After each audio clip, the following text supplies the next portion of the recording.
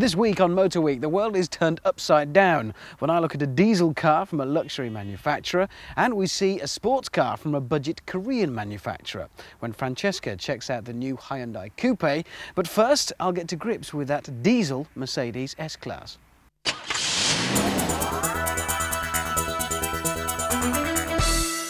Probably the greatest accolade that was bestowed upon the recently launched Mercedes C-Class was that it put people in mind of very much a miniature version of their flagship, the S-Class. And this is it, the original, the big 'un, the mama, the daddy.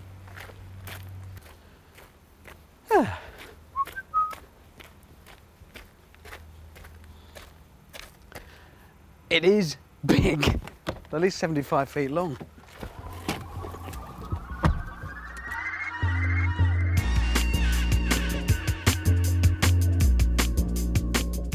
You know how some corporate fat cats surround themselves with yes men to agree and make them look good? Well, to some extent, the S-Class is a bit like that, because no matter how much of a hash you make of things, it'll always make you look good, thanks to its incredible range of onboard dynamic control systems. There's no doubt we are becoming more educated to the idea of a diesel that isn't there just for economical reasons. It doesn't matter how much it does to the gallon. A diesel can be quiet and can be refined, and it will always bring a huge amount of torque, which makes driving a doddle. I say over here? Well, where did you think I'd be? Sitting up there? Most of the people who actually own one of these things or get one from their company are going to be sitting in the back and let some other poor sap risk his driving licence up at the pointy end. But I suppose we should give them some consideration. And if you are the poor devil driving this thing, and it's really not that much of a chore, you might be a little worried by the size of it. It does look big and it might be capable of crossing continents, but it's not actually quite as big as a continent. Certainly not compared to some of the competitors, say the Audi A8, which is massive. You feel you need two extra small cars to drag you into parking spots like tugboats. This, compared to that, is actually, well, fairly wieldy. Drive on, please.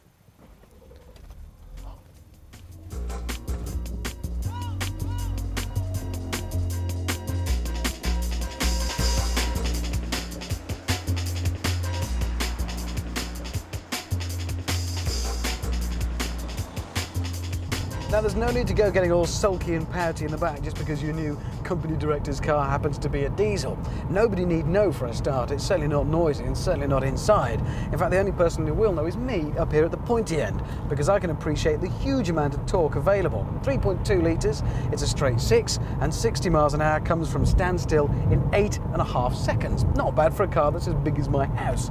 Top speed of 142 miles an hour, and you do have to be careful, because no matter how much him in the back shouts at you to get a move on, or the managing director over the hands-free telephone, you've got to watch your speed, because it's very easy to look down and realise, I'm massively over the speed limit here. Comfortable and very fast.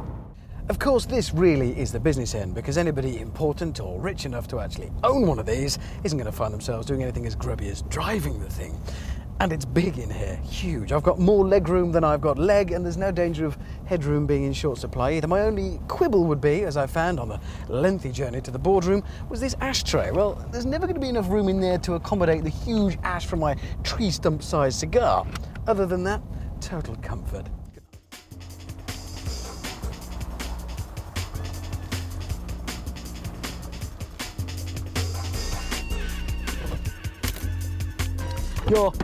Buy, definitely. No, go large. No.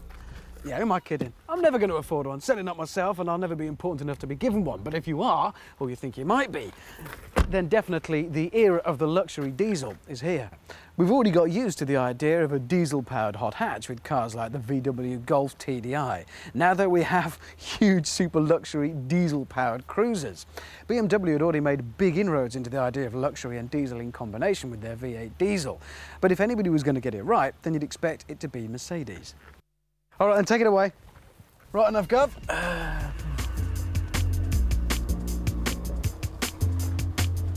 Of course, you don't get one of these things for being the office clerk. You've got to be very, very senior. For this diesel version, you'll pay £45,840. Interestingly, that's less than the equivalent petrol engine 320, which is £49,140. Now maybe drivers of big Mercedes are particularly vain, but say you're on your way to that big corporate bash, the big meeting, and you've got to drive yourself. Boo. Well, there is some consolation because the vanity mirror, once you've checked, you can go in close. I can see every wrinkle from all those late night meetings. Ugh.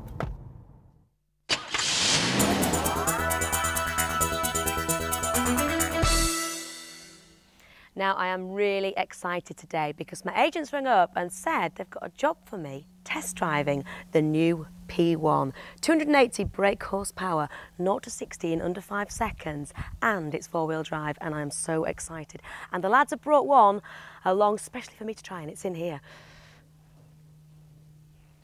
Hang on a minute. I thought you brought a P1 along for me to try. I'll have to get to the bottom of this.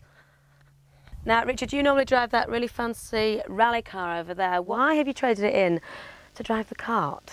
Well, one of the main attractions at Goodwood Festival of Speed this year is the soapbox race. And so ProDrive have taken the opportunity to give their junior engineers a chance to develop and build a prototype vehicle. I see. So develop it, how much does it cost to develop it? The competition rules state that you're only allowed to use £1,000. It's looking pretty good for £1,000. And how long does it actually take to actually design it and develop it from beginning to end? They've been working pretty hard, I'd say, for 2 months. And what kind of top speed does it do? Well, in testing, we've had it up to 60 miles an hour. But it hasn't got an engine in there. No, it's all right, you've got brakes. So you just go up a really steep hill and sort of like let it go. Yeah. And is it frightening when you're going at that sort of speed? No, it's no problem. It's very, very stable and does all the right things. The big question that everyone wants to know is how does it compare driving a kart like this to the big rally car there? The rally car's got a bit more power. It's got 3 pedals. This only has 1, which is where the accelerator would usually be. But how did you enjoy it? It's fantastic. And you're going to win at the festival That's our main objective, obviously. I don't believe it goes 60 miles an hour. I think you better show me how it works. Let's go.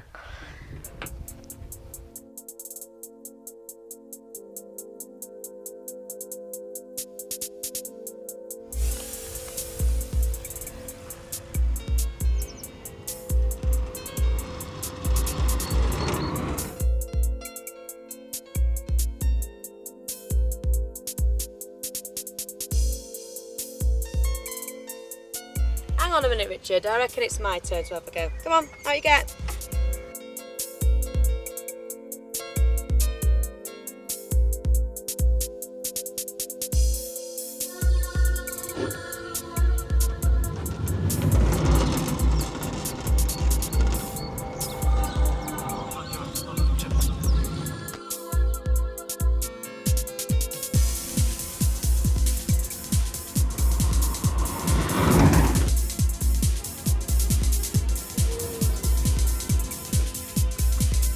Wow, that was fantastic, Richard. That was brilliant. I'm convinced. But is there any chance of going one of the bigger ones? Yeah, sure. In fact, I'll join you in the rally car. Brilliant. Let's do it.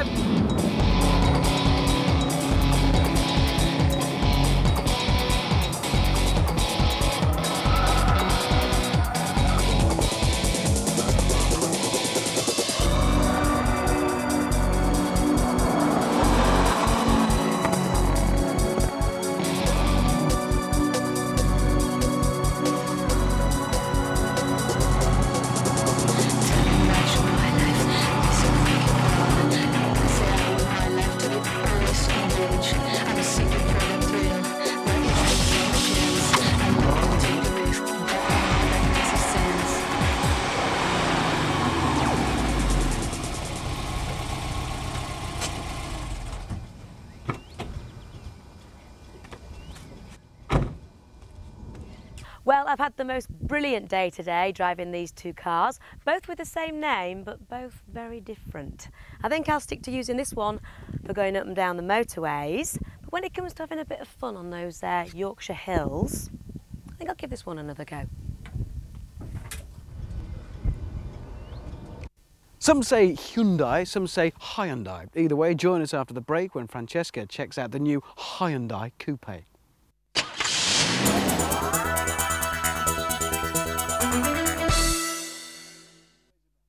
Now, when you think of coupes, you think sleek, sexy, sophisticated.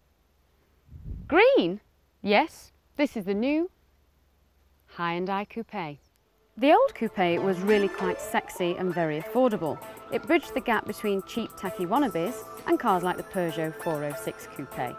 It was economical, fun to drive, and it sailed along looking quite nice.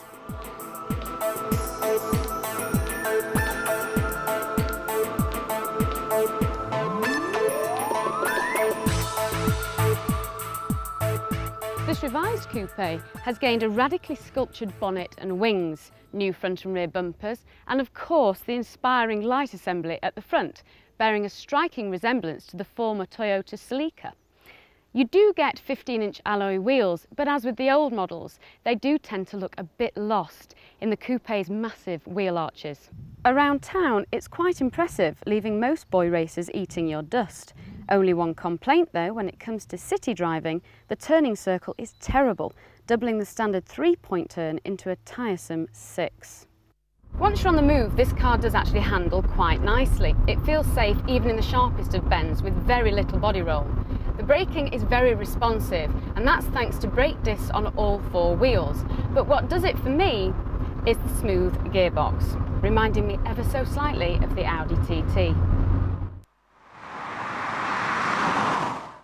As in most coupes, with the exception of a few, there isn't much legroom for passengers sitting in the back. However, once in the driver's seat, the revamped interior gives a very spacious feel. The seats are fully adjustable, giving a very comfortable driving position. However, I do find the steering wheel a tad on the large side. Now, Hyundai have done away with the black plastic and put silver in its place, which really isn't that bad. The dials are clearly visible and in keeping with the car's sporty image.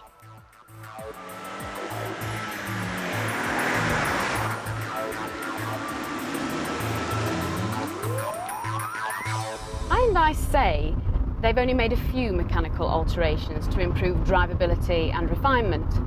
Extra soundproofing has been added to improve low-speed engine noise, but when pushed hard or even driving fast, the engine becomes coarse sounding and it can be off-putting, especially on a long drive. This sleek green mean machine boasts Hyundai's 137 brake horsepower 2-litre version of the Beta engine carried straight from the original coupe, while the 1.6 boasts a newly developed Alpha engine. This, the 2-litre SE, will reach 0 to 60 in just over 9 seconds and produces a top speed of 124 miles per hour. Not extremely fast, you may be saying, but when put together with its fine road handling, 2-tone leather, alloy wheels, air conditioning and CD, not forgetting the Porsche-tuned suspension, you don't feel shortchanged with a price tag of £17,400.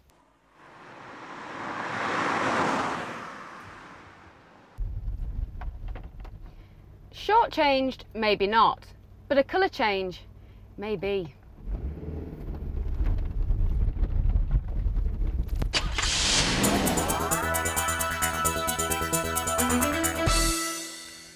Welcome to the Nevada desert, one of the hottest places anywhere. And this is the Chrysler PT Cruiser, the hottest car in the world. And over there is Las Vegas. Driving into Las Vegas is absolutely weird. It just appears out of nowhere in the middle of a desert.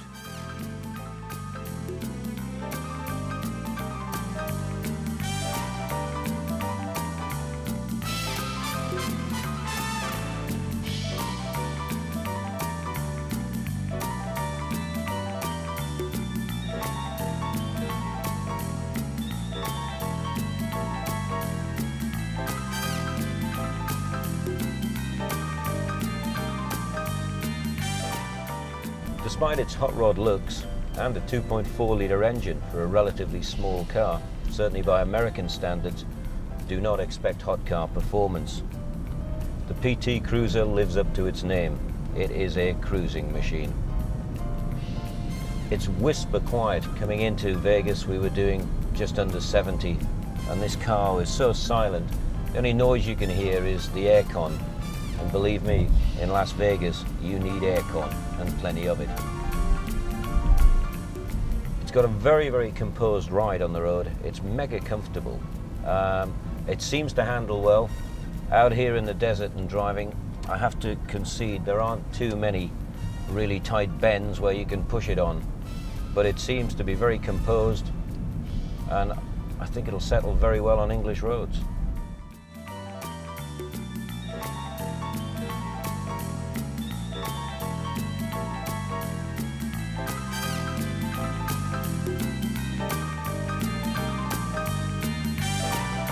The PT in Cruiser actually stands for personal transport, but it could just as easily stand for practical transport. We're told there are over 30 different seating variations, which turns the Cruiser into one of the most versatile vehicles on the road. There's no doubt the PT Cruiser is one real high roller, but it's time to head back to reality and sadly leave the madness of Las Vegas behind us.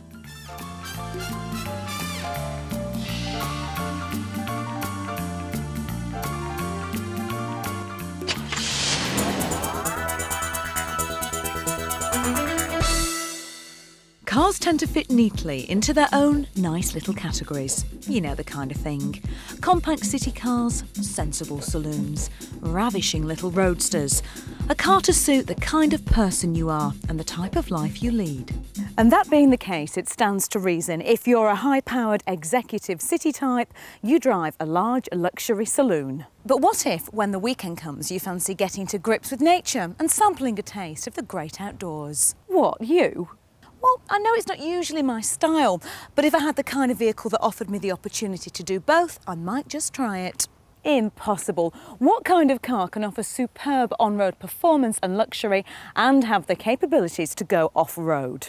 Well, actually, this one can. The BMW X5. So, what's an X5? Well, the name gives it away. Think about it. The 5 from BMW Super Saloon, the 5 Series, and the X from Cross Country. Put the two together and hey presto. A car to pose around town in, a car that lets you spot that parking space outside Harvey Nicks before anybody else. Or, if you prefer, a car that can cope with the rough stuff and loves nothing better than thrashing its way through a nice bit of mud. Whatever name they may give it, I reckon it looks like an estate on stilts, which maybe doesn't sound very flattering because it is actually a rather handsome and refined creature. The wheel arches have a very subtle flare and they smoothly merge into the gentle curves of the body. And just to remind you, and of course the neighbours, about the off-road bit, you get beefed up bumpers, neat fog lamps, discreet running boards, nice fat tyres and some extra ground clearance. The interior, as you'd expect from a BMW, is extremely civilised. The instrument panel doesn't favour the driver, so that one's passenger can take care of the stereo, the air conditioning and that satellite navigation thing. Everything is superbly positioned and of course it's all superb quality. And there are no complaints about the driving position either. In fact, these seats are more comfortable than the sofa in my living room. There's plenty of room for the driver, for the passengers, and for the most important bit of all, the shopping.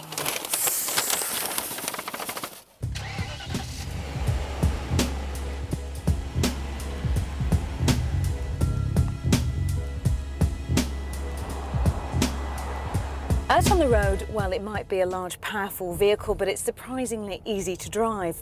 The extra height means you get a great view of everything around you, but it doesn't come with any of the rock and roll that you normally associate with off-roaders. And the performance from that V8 engine also reflects that. 0 to 60 takes just 7.5 seconds, and it easily cruises to a top speed of 128 miles per hour. The steering really does feel very direct and it responds without any fuss or any bother. The 5-speed automatic gearbox does all the work for you. And when you add to that a very, very comfortable ride, you'll find it impossible to believe that you aren't in a top-class saloon. And if that's not enough for you, then there's a sport chassis available too, if you feel the need for a marginal improvement in handling for a slight reduction in comfort. It probably won't surprise you to discover that 95% of people who own off-roaders never take them off-road. Let's be serious. When the X5 goes on sale at the end of the year, it's going to cost around £47,000. If you'd spent that much money, would you want it to get bumped and bashed and covered in mud? I don't think so. Well, the good thing is, though, that this X5 isn't mine. And remember, I'm rather keen on getting to grips with nature. Off-road, the X5 proves its worth. The permanent four-wheel drive system directs most of the power to the rear wheels, so lack of grip and wheel spin is reduced to a minimum. Now, because of BMW's connection with Land Rover, it will be no surprise to you to discover that quite a few of their gadgets and gizmos are on the X5. I'm talking about things like hill descent control. Now, this system, rather unsurprisingly, controls the engine's speed when you're on a very steep slope. It allows it to creep down at a steady 6 miles per hour. All you do is flick a switch just down here. You let the engine do the work for you. You don't panic. You don't even need to use your feet.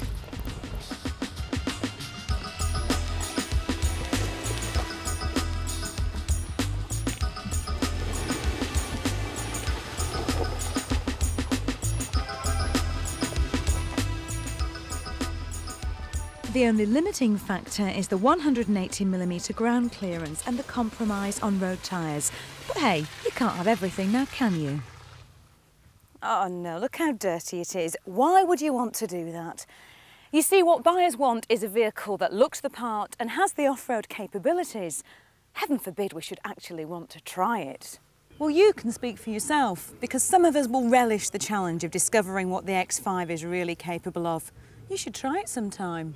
Oh well, that's the beauty of it, I suppose. Whether you're looking for on-road performance or you want to have fun on an off-road course, then the X5 will suit you down to the ground. No two ways about it. That is one of the best looking badges in the industry. I'm not talking about the cars, I'm just talking about the badge. It's very pretty. Join us next week on Motor Week when I'm going to be checking out a special celebration edition of the lovely little Mazda MX-5.